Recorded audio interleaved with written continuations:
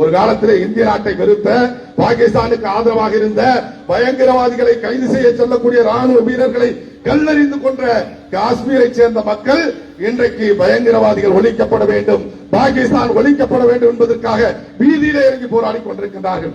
அப்படிப்பட்ட பயங்கரவாதிகளை நேசித்த, பாகிஸ்தானை நேசித்த மக்கள் கூட மாறிவிட்டார்கள். ஆனால் இங்கு இருக்கக்கூடிய சில அமைப்புகளை சேர்ந்தவர்கள் இன்னும் அந்த காஷ்மீர் மக்களை விட பாகிஸ்தான் காரணமாக நினைத்துக் கொண்டிருக்கிறார்கள். உன்னுடைய சிந்தனை பாகிஸ்தானை ஏற்றுக்கொள்கிறது என்று சொன்னால், நீ பாகிஸ்தானை நேசிக்கிறாய் என்று சொன்னால், நீ பாகிஸ்தானுக்கு சென்று விட இங்கு இருக்க வேண்டும் என்று தேவை கிடையாது. தாராளமாக செல்லலாம். பாகிஸ்தானில் சென்று விட்டு எங்கு சென்றாலும் சரி, நீ பாகிஸ்தானை ஆதரித்தால், இந்திய நாட்டுக்காரனாக இருந்து கொண்டு பயங்கரவாதிகளை ஆதரித்தால், பாகிஸ்தானை ஆதரித்தால், அது லண்டனாக இருந்தாலும், கனடாவாக இருந்தாலும், அமெரிக்காவாக இருந்தாலும், எந்த நாடாக இருந்தாலும் கூட அந்த நாட்டிலே தேடி பிடித்து நம்முடைய பாதுகாப்பு படை ஒன்றை படுகொலை செய்யும். அதுல மாற்றம் கிடையாது. உலகம் பூரா அடிக்கிறோம். உலகத்தில் எந்த நாட்டில், இந்திய நாட்டில் பயங்கரவாத தாக்குதல் நடத்திட்டு போய் இருந்தாலும் கூட அங்கே கொல்லப்படுகிறார்கள் பயங்கரவாதிகள்.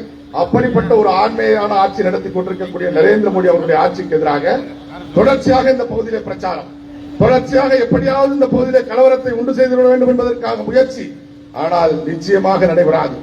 ஏனென்று சொன்னால், இந்த பகுதியில் அமைதி நிலவிக் கொண்டிருக்கின்றது என்று சொன்னால் அதற்கு ஒரே காரணம், இந்த பகுதியிலே பெரும்பான்மையாக வாழ்ந்து கொண்டிருக்கக்கூடிய இந்து சமுதாயம் தான் முதல் காரணமே தவிர நீங்க கிடையாது.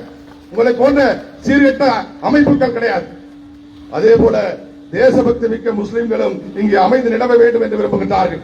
தேசத்திற்கு விரோதமாக சிந்தனை இருக்கக்கூடியவர்கள், பயங்கரவாதிகளுக்கு ஆதரவான சிந்தனை இருக்கக்கூடியவர்கள், பாகிஸ்தானுக்கு ஆதரவான சிந்தனை இருக்கக்கூடியவர்கள், பயங்கரவாதிகளை ஆதரிக்கக்கூடியவர்கள், பிரிவினைவாதிகள் தான் இன்றைக்கு இந்த பகுதியில் அமைதி நிலவக்கூடாது, கலவரம் ஏற்பட வேண்டும் என்பதற்காக, இந்த இஸ்லாமிய மக்களுடைய நன்மைக்காக மத்திய அரசாங்கம் கொண்டு வரக்கூடிய எல்லா சட்டங்களுக்கு எதிராகவும் தொடர்ச்சியாக போராட்டங்களை நடத்தி கொண்டிருக்கின்றார்கள்.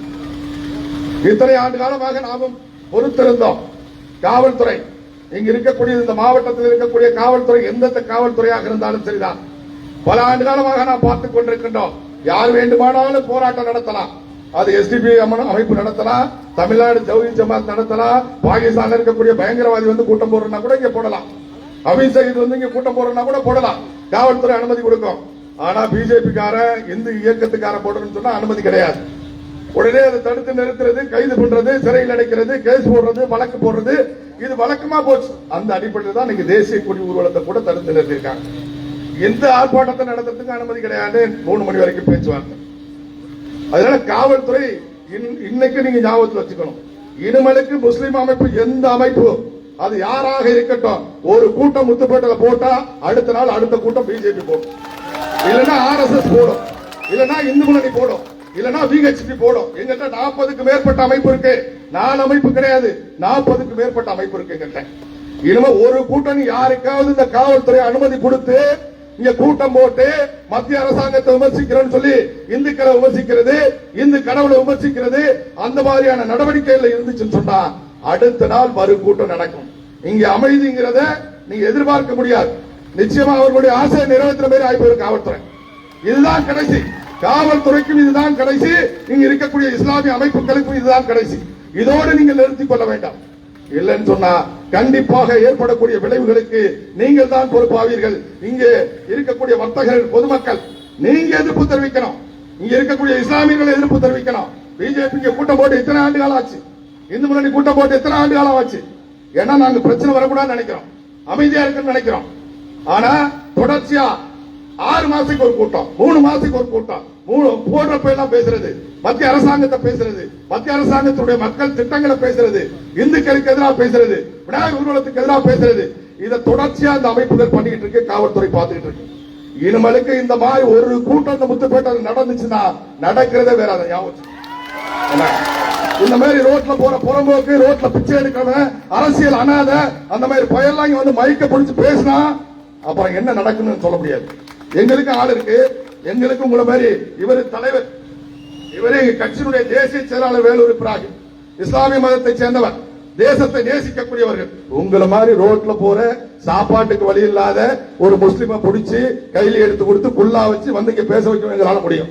நீங்க எப்படி பிச்சைக்கார பையனை கொண்டாந்து வச்சு பேசுறீங்களோ அதே மாதிரி பிச்சைக்காரன் எங்கேயாவது பிச்சை எடுத்துட்டு பாருங்க, அவன் முஸ்லிமான்னு பார்த்து தேடி பிடிச்சி ட்ரெஸ் போட்டு நீ பேசுறான்னு சொல்ல வைக்க எங்களால முடியும்.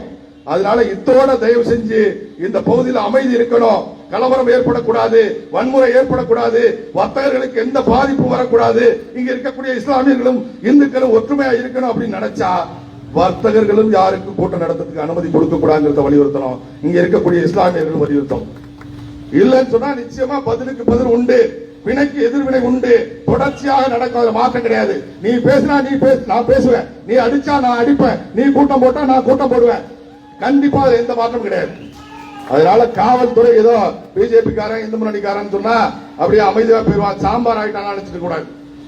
என்ன காவல்துறை ரொம்ப இடம் கொடுத்து போச்சு உங்களுக்கு.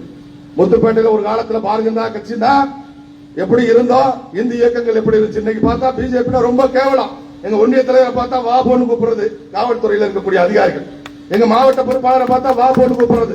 அதிமுக ஒன்றிய செயலாளர் வா போன்னு கூப்பிட்டுருவீங்களா? திமுக ஒன்றிய செயலாளர் நீங்க வா போன்னு கூப்பிட்டுருவீங்களா? எங்களுடைய கட்சிக்கார ஸ்டேஷனுக்கு வந்தா மதிக்கிறது இல்ல, மற்ற கட்சிக்காரன் வந்தா சேர போட்டு உட்கார வச்சு பேசுறது. கட்சி நிர்வாகிகளுக்கு உரிய மரியாதையை காவல்துறை கொடுத்தாங்க.